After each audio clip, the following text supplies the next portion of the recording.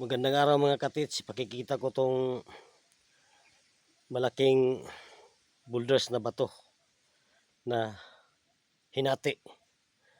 Ang isipin niyan, tubig area dahil nasa creek to. Pag ganyang setup, may tunnel sa area, daanan o replika na may boulder strap o chamber. Ang ibig sabihin niyan, dahil parang hagdanan to. Yan, klarong-klaro yan. Yan. Klarong-klaro. Pagka sabihin nyo mga tiits na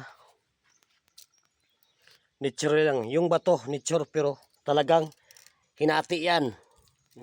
Klarong-klaro. Pag ganitong sit up. Yan. Diyan naman. Ang formation ng bato. Klarong-klaro. Yan. Ginawang directional yan. Passage pero may load dito. Pag ganitong sit up. Yan. Kinat yan. Klaro-klaro. Arrow yan. Klarong-klaro yan. Diyan na mismo ang target underneath. Pero malalim to mga katits. Ito basta-basta close tunnel to. Pag ganitong sit up. Yan. Klarong-klaro yan. Yan, may malaking boulders na hinati. Yan. Ginawang directional passageway.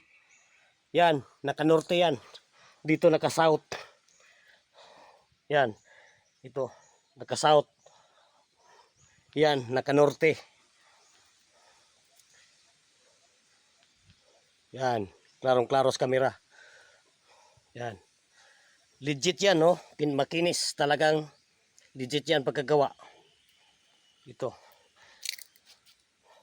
Pag ganitong sit up mga buddies, dito may target to sa ilalim. Close tunnel to. Dito na mismo.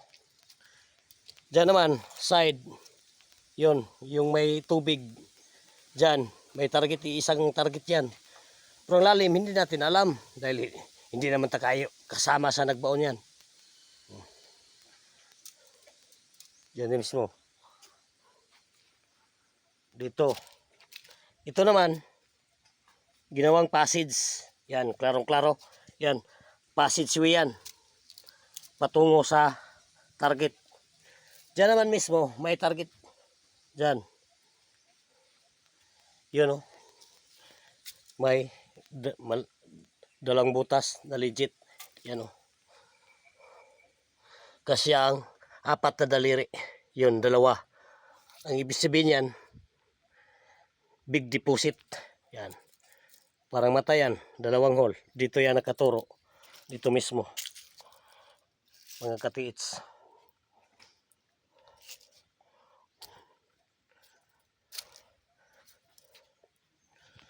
Diyan naman, ginawang passage. Patungo dyan. Diyan ang target na napakalaking load. Pero hindi natin alam ang lalim. Yan o, may cutting pa yan na bato sa ilalim. Hindi naman basta-basta magawa to ng nature. Makinis yun o.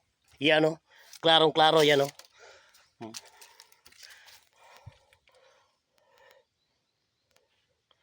6 inches. Yun o, 6 inches. Ang diameter niya. Ang haba naman niya ay nasa 5 feet. Yun, pinutol yun. Maraming kahulugan to. May boulder strap o tubig area o tunnel. May boulder strap sa loob ng tunnel. Ganito sit up. Trap. O replika. No? Parang box yan. Oh. Replika ng box. Maraming kahulugan to buddies. Basta-basta na sit up. Pag ganitong mga marker na ginamit ng Japanese Army nung panahon ng World War II, hindi basta-basta. Yan o, malaking boulders o. Klarong-klaro yan. O. Dito naman tingnan, parang heart. Heart yan, nabaliktad. O parang triangulo. Ang ibig sabihin niyan ay may precious item sa area. Sa nakatago. Sa loob ng tunnel. Yan o, klarong-klaro. Pag dito na tingnan, yan. Klarong-klaro yan.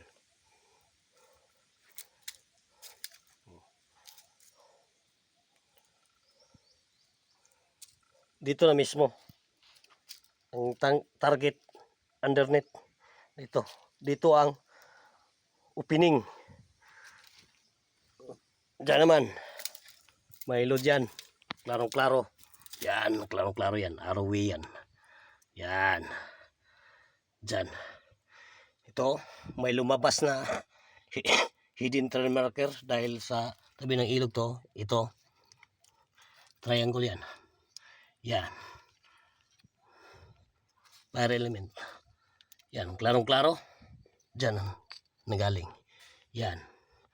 Ito, tinatawag na steam o klarong-klaro yun o. Parang hugis. O, ang hugis niya ay diamond type. Yan ang kanyang hugis sa bato. O. Ito naman. Ito, hidden trail marker na ito. O. Ito. Ibig sabihin yan, precious item. Yan. Klarong-klaro. O. Yan parang hagdanan. May load dito. Mga katiits. Yan o. Klarong-klaro yan o. Yan. Deform na mga bato. O.